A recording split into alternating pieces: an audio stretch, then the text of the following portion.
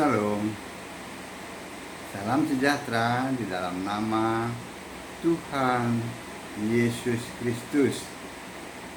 Tetap bersama saya, Pendeta Binsar Sianipar, BBS dari GFU, Gereja Alkitab Al-Esa Firman Utama, gereja yang menolak tafsir, menolak doktrin, hanya berdasarkan kitab saja. Kali ini Bapak Ibu sekalian, saya akan membuat sebuah perbedaan, ya. Maksudnya perbedaan sebutan Bapa, ya, yang dilakukan oleh doktrin Tritunggal dengan Bapa yang ada di Alkitab.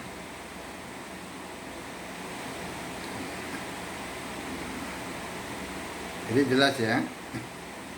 Mari kita bedah. Yang pertama, Bapa dalam doktrin Tritunggal itu sangat berbeda dengan Bapa yang ada di Alkitab. Itu benar bertolak belakang, ya. Yang kedua, Bapa dalam doktrin Tritunggal, ya, adalah pribadi ke-1. Sedangkan Bapa dalam Alkitab tergantung konteks waktunya, ya, sebutan Bapa itu, ya, tergantung konteksnya, konteks waktu maksudnya. Bisa sebutan untuk Yahweh, ya, dan ini khusus disebut oleh orang Yahudi yang beragama Yahudi. Yesaya 63 ayat 16. Kita lihat ya. Bukankah engkau Bapa kami? Sungguh Abraham tidak tahu apa-apa tentang kami, dan Israel tidak mengenal kami. Ya Tuhan, Tuhan, huruf kapital ya, terjemahan dari Yahweh. Ya Tuhan, Engkau sendiri Bapa kami. Namamu ialah penebus kami sejak dahulu kala. Jadi, yang pertama kali adalah kata Bapa itu sebutan untuk Yahweh, untuk Allah yang berkarya. Yang menyebut adalah orang Yahudi yang beragama Yahudi, ya. Yang kedua, ya, setelah Yahweh dibentuk menjadi manusia, maka kata Bapa adalah kiasan dari Yesus Roh yang di sorga. Yohanes 16 ayat 25. Jadi kata Bapa itu berubah maknanya, karena Yahweh atau Allah yang berkarya itu dibentuk menjadi manusia, manusia Yesus. Nah, manusia Yesus inilah memakai kata Bapa, ya, sebagai kiasan dirinya yang di sorga itu. Jadi tergantung konteks waktu, ya. Kalau tadi itu Bapa itu adalah sebutan oleh orang Yahudi yang beragama Yahudi. Setelah Bapa atau Yahweh itu menjadi manusia, Yesus memakai sebutan Bapa itu sebagai kiasan dirinya yang di sorga. Ya, paham ya? Jadi itu bergantung konteks waktunya. Yang ketiga, Bapa sebagai pribadi ke-1 dari doktrin Tritunggal ini setara dengan Anak dan Roh Kudus, menurut doktrin Tritunggal, ya.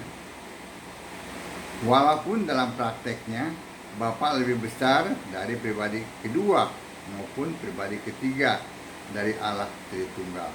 Dalam prakteknya beda, tapi teorinya mereka bilang sama, gitu ya, setara. Lalu kita lihat yang keempat. Bapa dalam Tritunggal ya, yang suka diplesetin itu kan ya, Allah itu suka diplesetin Bapa gitu kan. Dalam Tritunggal digambarkan juga sebagai tubuh Allah. Oh enggak, Pak Pendeta enggak. Mari kita buktikan aja. Di mana berdiam ya, dalam tubuh itu berdiam firman dan roh Allah. Jadi dalam diri Allah itu ya, ini menurut doktrin Tritunggal ada roh Allah dan firman Allah. Nah, bukankah itu bentuk Allah itu adalah digambarkan sebagai tubuh? Harus lebih dulu dipahami bahwa sebutan Bapa dalam doktrin Tritunggal berbeda dengan sebutan Bapa yang ada di Alkitab.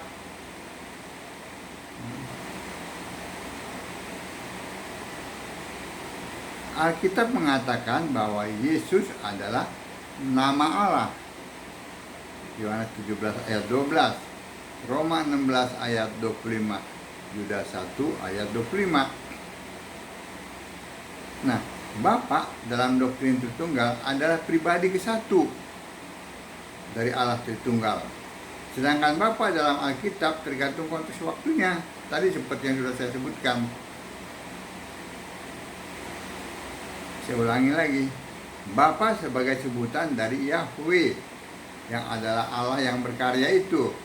Yesaya 63 ayat 16. Ya. Pada saat Yahweh dibentuk jadi manusia Yesus, maka Yesus menggunakan kata Bapa untuk kiasan dirinya yang roh di sorga, yang disembah di sorga. Sebab Allah yang berkarya yang disebut Tuhan, Yahweh, sedang menjadi manusia. Roh, Yahweh kan roh. Roh menjadi fisik. Dan ini hanya satu kali terjadi. Ya. Silakan dibaca Yesaya 43 ayat 10. Yohanes 16 ayat 25.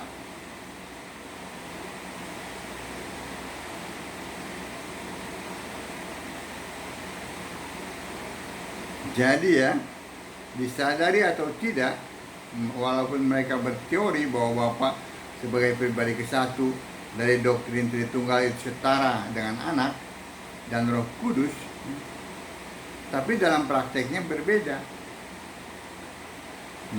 Mereka lebih membesarkan Bapa ya, di posisi yang lebih besar daripada pribadi kedua dan pribadi ketiga. Bapa lebih besar dari Anak, Bapa lebih besar dari Roh Kudus. Sedangkan dalam Alkitab Allah itu roh, bukan pribadi. Yohanes 4 ayat 24. Inilah salah satu sumber kekacauan di dalam memahami Alkitab, sehingga hampir 2000 tahun tidak selesai-selesai memahaminya, malahan membuat banyak kegaduhan.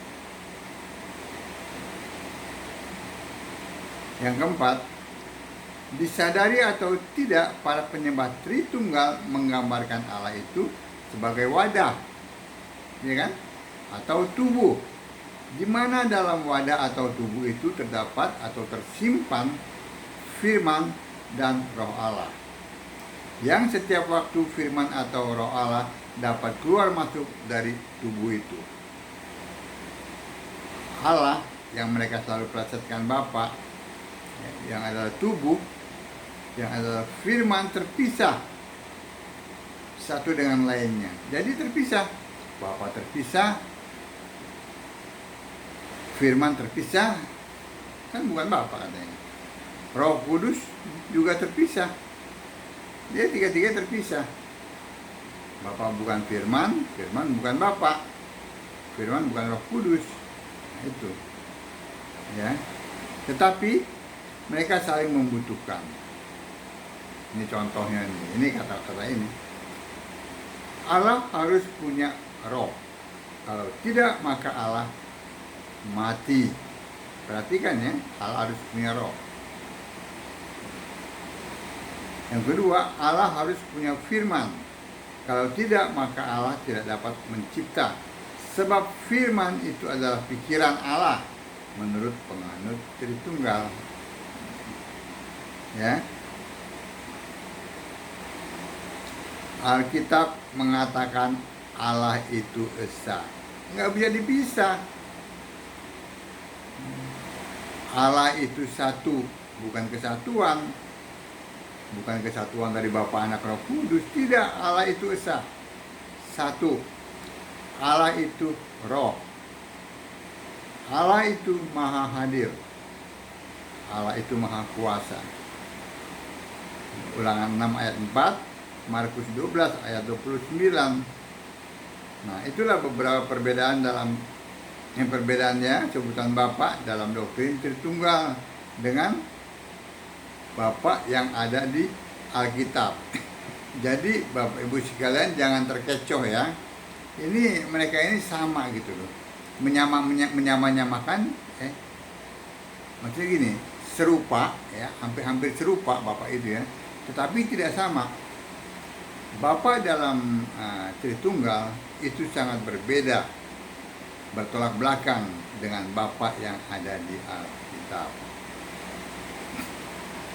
Setelah Yahweh itu menjadi manusia, lalu mati dan bangkit kembali ke posisinya sebagai firman, sebagai Allah, maka sebutan Bapa itu sudah tidak diperlukan lagi. Ya, Wahyu 4 ayat 2. Mengerti? Jangan terkecoh. Beda Bapa dalam doktrin Tritunggal dengan Bapa yang ada di Alkitab. Saat ini ya, Bapa dalam doktrin Tritunggal itu adalah Yohanes 8 ayat 44. Bapa segala dusta. Saya bacakan ya. Yohanes 8 ayat 44.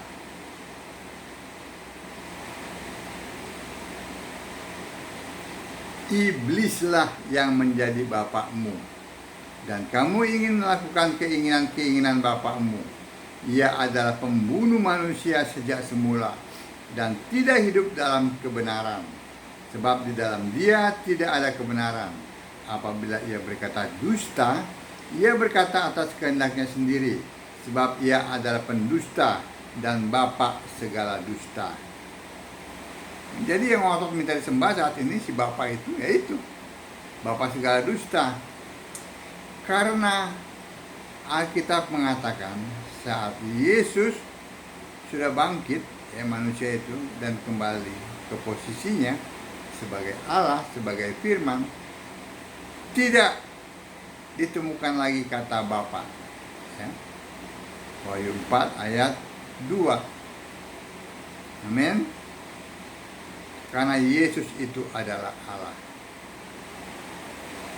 Baca Alkitab, sembahlah Yesus sebagai satu-satunya Tuhan Allah yang benar.